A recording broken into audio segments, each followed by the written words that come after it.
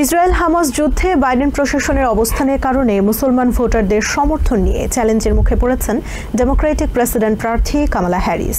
বিশেষ করে battle ground state মিশিগানের মুসলমান ভোটাররা স্পষ্ট জানিয়ে দিয়েছেন তাদের সমর্থন পেতে হলে ইসরায়েলকে অর্থ দেয়া বন্ধ করা সহ গাজায় যুদ্ধ বন্ধে কামালা হ্যারিসকে শক্ত অবস্থান নেওয়ার প্রতিশ্রুতি দিতে হবে।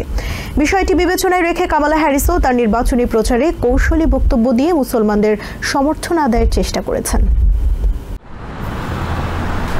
নির্বাচনের ব্যাটল গ্রাউন্ড স্টেট হিসেবে Nevada, Arizona, Georgia, North Carolina, Wisconsin ও পেনসিলভেনিয়ার পাশাপাশি মিশিগান অন্যতম গুরুত্বপূর্ণ স্টেট। নির্বাচনে এই স্টেটগুলোর ফলাফলের উপর অনেকটাই প্রেসিডেন্ট প্রার্থীর জয় পরাজয় নির্ধারণ করে। এবারও এর ব্যতিক্রম হবে না। তবে এবারে নির্বাচনে অন্যতম নিয়ামক হয়ে দাঁড়াবে এসব স্টেটের মুসলিম কমিউনিটির ভোট। বিশেষ করে মিশিগানে আরব কমিউনিটির ভোট ফলাফল নির্ধারণে পার্থক্য গড়ে দেবে বলে ধারণা করা হচ্ছে। আর এই মুসলিম ভোটাররা ইসরায়েল হামাস যুদ্ধ বন্ধে যে প্রার্থী কার্যকরী পদক্ষেপ নেওয়ার প্রতিশ্রুতি দেবেন তার পক্ষেই রায় দেওয়ার সিদ্ধান্ত নিয়েছেন।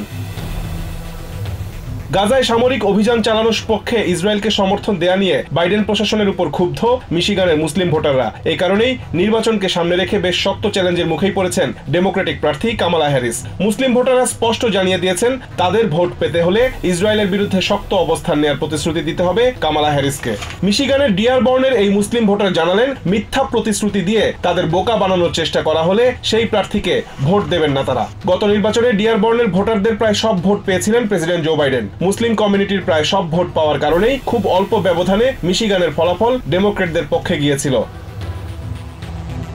এবার সেই ধারাবাহিকতা ধরে রাখতে হলে এই মুসলিম ভোটারদের সমর্থন ধরে রাখতে হবে কামালা হ্যারিসকে। আর সেটি করতে হলে অবশ্যই গাজায় ইসরায়েলি আগ্রাসন প্রসঙ্গে ভোটারদের কাছে তার নিজের অবস্থান স্পষ্ট করতে হবে। গত 22 অগস্ট এক প্রচার সভায় অবশ্য প্যালেস্টাইনের নাগরিকের অধিকার নিয়ে বেশ জোরালো বক্তব্য রাখতে দেখা গেছে কামালা হ্যারিসকে। ভোটারদের মাঝে তার এই বক্তব্যের বেশ ইতিবাচক প্রভাব লক্ষ্য করা গেছে। দ্য আরব আমেরিকান নিউজের প্রকাশক ওসামা সিবলানি বলছেন তারা এখনো শুনছেন এবং পর্যবেক্ষণ করছেন। তিনি জানান প্রেসিডেন্ট বাইডেন ও তার প্রশাসনের ছায়া থেকে কামালা হ্যারিস সত্যিকার অর্থে বেরিয়ে গিয়ে মানবতার পক্ষে অবস্থান নিতে পারবেন কিনা সেই বিষয়টি নিশ্চিত হয়েই তার পক্ষে ভোট দেওয়ার কথা জানিয়েছেন মিশিগানের মুসলিম কমিউনিটির ভোটাররা।